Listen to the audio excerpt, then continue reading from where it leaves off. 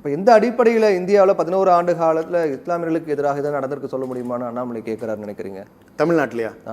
அது இந்தியாவில் ஓவராலா எங்க? இந்தியாவில் கடந்த இந்தியாவில் யூபியில் நீங்கள் லிஸ்ட் பண்ணட்டுமா? எத்தனை வீட்டை நீங்கள் இடிச்சு தள்ளியிருக்கீங்க பட்டியலிட முடியுமான்னு கேட்குறேன் நான்.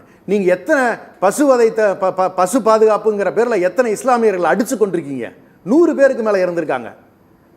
நீங்கள் பட்டியலிட்டுக்கிட்டே போகலாமே. நீங்கள் அது மட்டுமா? இன்னும் எத்தனைங்கிறீங்க?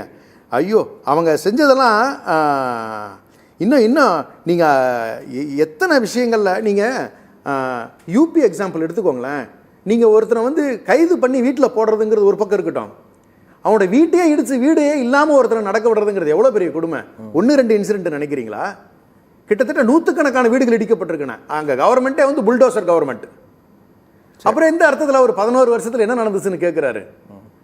அது முழுக்க நான் பொய் பிம்பங்களை உருவாக்குவதும், அவர்களுக்கு இது மாதிரி கற்பனை கதைகளை சொல்லிட்டு முன்னாடி ஒன்றை சொல்லிட்டு பின்னாடி வந்து இந்த மாதிரியான வேலைகளை செய்துக்கிட்டு இருக்கிறது அவங்களுக்கு வழக்கமான ஒரு வேலை. செல்வம் சார்.